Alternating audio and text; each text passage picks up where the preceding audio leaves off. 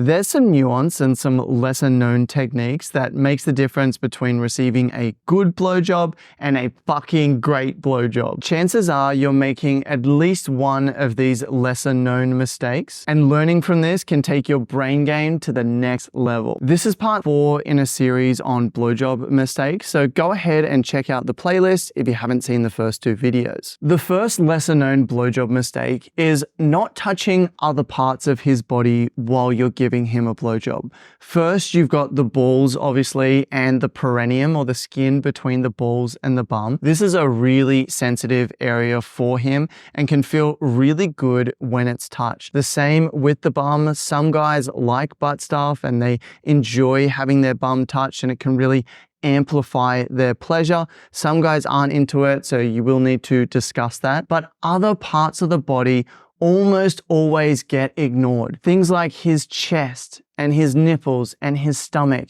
You can touch all of these areas while you're giving a blowjob, and it can just amplify things and turn it from a very localized pleasure experience to a full body experience. If he's standing up, you could also cup and massage his bum cheeks or play with the back of his thighs. Touching his inner thighs always feels good, and you can even hold his hands as well while giving him a blowjob, which can be a really intimate experience.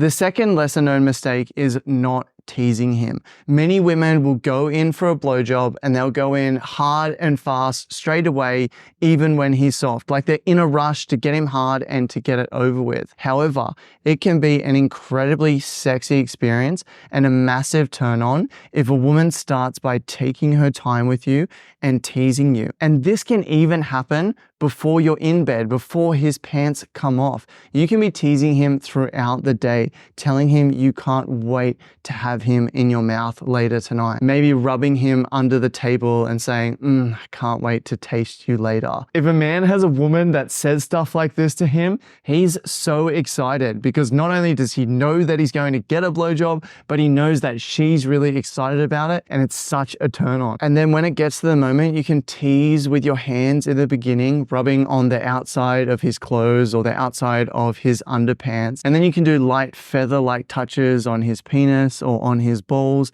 And you can also tease him with your tongue by licking him up and down his shaft or gently playing with the head of his penis with your mouth. You don't want to tease for too long because it can get annoying if it goes on for too long. But if you notice that he starts thrusting his hips and moving his hips, generally that's a sign that he's ready for more. The third mistake is not using your tongue in interesting ways. The best blowjobs give a variety of different feelings and experiences, and your tongue can give some really amazing pleasure that simply sucking the penis doesn't give. Men have something called the frenulum, which is located on the underside of the head of the penis. And it's this little bit of skin that connects the head of the penis to the foreskin if he has foreskin, but it's also still there in uncircumcised men, and it's a really sensitive part of the penis. You can lick that with your tongue, especially in the beginning when you're teasing. That can feel really good. You can move your tongue around when his penis is inside your mouth to really play with the head of his penis.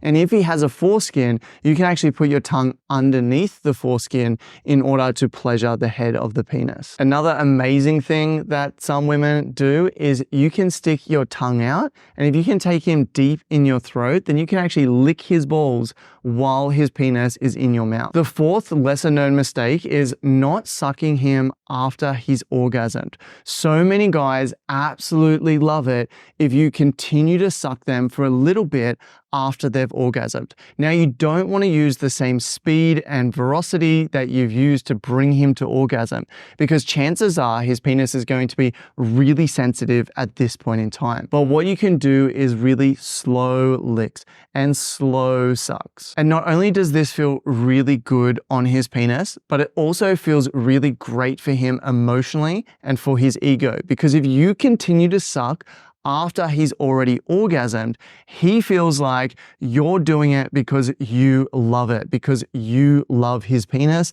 and that makes him feel so good. Very, Very few women actually do this, and whenever they do, it is such a treat. The fifth mistake is a rarer one, but it does happen and has happened to me, and that's sucking too hard. There's the mistake that women make where they don't suck at all and they're just kind of putting the penis in and out of their mouth with no suction. But if you suck too hard, then it can actually hurt your penis. And in fact, he can get blood blisters like a hickey on his penis if you suck it too hard. So yes, you want to add in some suction. It's going to feel better than without suction, but don't suck too hard or then it can be painful. Another less common mistake, but one that does come up from time to time, is dry butt play. Some guys absolutely love having their bum touched. There's a lot of nerve endings in that area. However, I noticed that women, when giving oral sex, they'll try and touch your bum, but their hand will be completely dry. And because as the guy, you're sitting down or you're lying down and your butt cheeks are together, getting in tends to pull the skin in weird ways and doesn't really feel very good.